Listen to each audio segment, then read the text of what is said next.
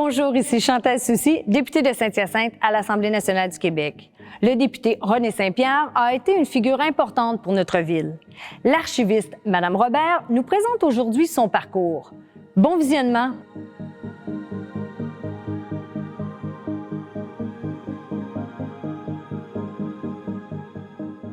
Comme ce fut assez souvent le cas à Saint-Hyacinthe, le comté ne vota pas comme la population de la province lors des élections du 20 juin 1956. Le premier ministre Duplessis était pourtant au fait de sa gloire et le député Jacques Bousquet avait écrasé son adversaire lors de l'élection partielle l'année précédente. Mais contre toute attente, René Saint-Pierre, le candidat libéral, l'emporta sur Bousquet avec une majorité somme toute assez confortable de 669 voix. Saint-Hyacinthe se retrouve donc dans l'opposition pour la première fois depuis 12 ans. Les libéraux, avec à leur tête Georges-Émile Lapalme, obtiennent un maigre 20 sièges sur les 93 disponibles dans la province. Dans Saint-Hyacinthe, les élections de 1956 ne se passèrent pas sans heurts. En effet, on procéda à l'arrestation de 11 hommes accusés d'avoir fait entrave au processus électoral, soit par intimidation, soit par saccage du bureau de votation. Ces fiers à bras agirent en faveur des libéraux, mais ils le firent en solitaire, sans que le candidat Saint-Pierre ou ses organisateurs ne soient impliqués. René Saint-Pierre est né à Granby le 14 décembre 1899. Il est le fils de Philéas Saint-Pierre, marchand tailleur, et de Sylvanie Girard. Il fait ses études classiques au Collège de Sacré-Cœur à Granby. Plus tard, il étudie la comptabilité bancaire à l'Université Queen's à Kingston, en Ontario. En 1917, il entre à l'emploi de la Banque canadienne nationale.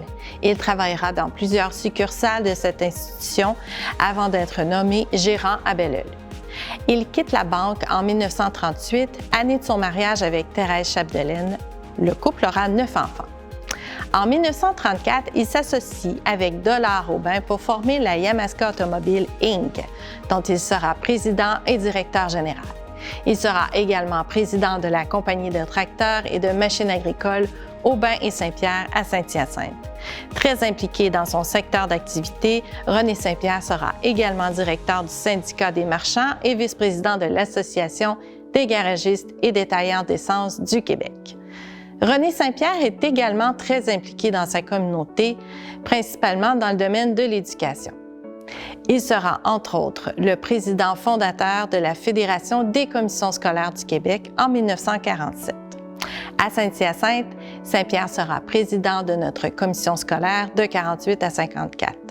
Lorsqu'en 1977, on change la vocation de l'édifice, qui fut pendant de nombreuses années l'école des textiles, pour en faire une école d'enfance inadaptée, on la baptise École René Saint-Pierre, certainement en raison de l'implication de Saint-Pierre dans le domaine de l'éducation.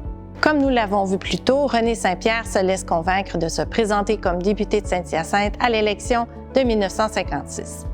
La partie est loin d'être gagnée. Maurice Duplessis est le député local jouissant d'une bonne popularité. Mais René Saint-Pierre, fort impliqué dans sa communauté et très avantageusement connu par ses concitoyens, est élu. Une bonne partie de sa majorité, il la doit à la ville de Saint-Hyacinthe, les campagnes environnantes ayant voté principalement pour Jacques Bousquet.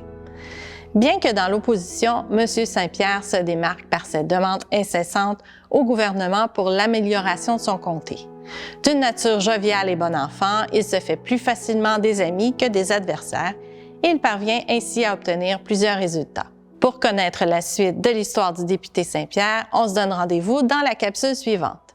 Et pour en apprendre plus sur chacun de nos députés, n'hésitez pas à consulter notre site internet histoiredemaska.com. Un texte comprenant davantage de détails accompagne chacune de nos capsules.